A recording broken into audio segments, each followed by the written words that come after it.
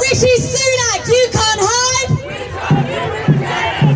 And David Cameron, you can't hide.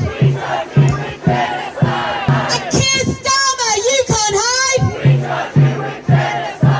And David Lammy, you can't hide. And in our thousands, in our millions. The Israeli war machine is armed with weapons made in Dorset, in Leicester, in Brighton, in Glasgow. The licenses to ship those weapons under unregulated open contracts are written and signed right here in Whitehall. And like many before it, this colonial genocide has been made in Britain. I've just come from the parliamentary chamber where there was a statement from the government on the situation in Gaza. And the statement basically was to tell us that the government will do nothing, take no action, make no intervention. We're trying to explain, we're witnessing now, we're witnessing what is a massacre, a mass murder of civilians, men, women and children, and yet the government is doing nothing. It's no longer a zero-sum game. Today is a catch-22 for Israel. Because if they enter Rafah, Israel is defeated. Because fascism and occupation will always be defeated. We also need the recognition by the UK of the Palestinian state.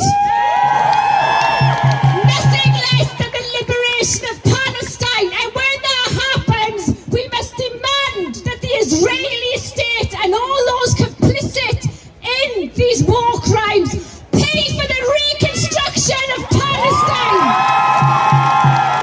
I'm here to give my solidarity to all of you, to encourage you to keep protesting, to stay on the side of the Palestinian people, and to promise that, as in the past over the decades, the RMT will always stand with the people of Palestine until they achieve their freedom, until we achieve peace and social justice for the Palestinian people, and never let their voices be silenced.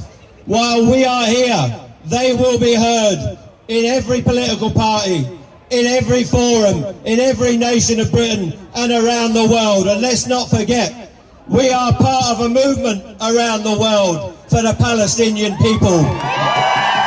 Hands off Rafah! We've now witnessed 7 months of this genocidal assault, 7 months of indiscriminate bombing, of schools and hospitals bombed, of mosques and churches bombed, of libraries and universities bombed, and of neighbourhood after neighbourhood turned into rubble.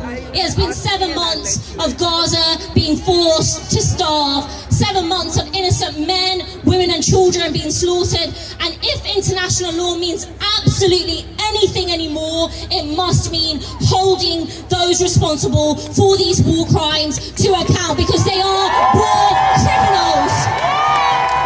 34,000 already killed since the occupation of Gaza began. 11,000 of those at least are children. Just think for a moment what that means.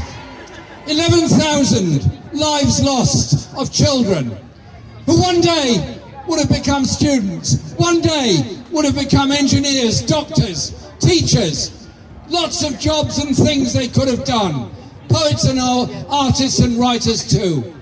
All of those lives lost, all of that hope for the Palestinian people snuffed out by the continued bombardment of their lives. I want you now to give a very, very warm welcome to somebody who is organising one of these protests at SOAS at the moment. We are here today because once again Rafah is being bombed and invaded by the Zionist entity. Shame! We are 8 months into the genocide. I won't read out statistics. We've all seen the numbers. We've all seen the inhumane crimes. We are truly living in a dystopian world. We know the Zionist entity's plan to displace the Palestinians to Sinai, and we see the betrayal of Sisi and his regime in aiding them, despite the Palestinians' refusal, as they will rightfully remain on their homeland and return in their millions. It is our duty and our responsibility to continue to protest and stand alongside our Palestinian brothers and sisters in the struggle for liberation. It is our responsibility to hold our institutions accountable for their complicity in the ongoing genocide. Our demands to SOAS are clear. We want to cut ties with Haifa University, who train colonial officers who moonlight in the IOF and commit these heinous crimes in Gaza. We want to revoke the anti-protest policy. The only university in the UK that has an anti-protest policy is SOAS. Shame! I think we're all very, very clear. There is now a dividing line, not just in Britain, but all around the world. On one side stands those of us who are pro-humanity, Jew, Muslim, Christian, young and old, black, brown, white, students and workers. And on the other side, those who are pro-genocide, a motley crew of far-right extremists, racists, Islamophobes and apologists for Israel. For them, it has been clear there is no red line that Israel can't cross. No red line when it comes to ethnic cleansing. No red line when it comes to occupation. No red line when it comes to apartheid.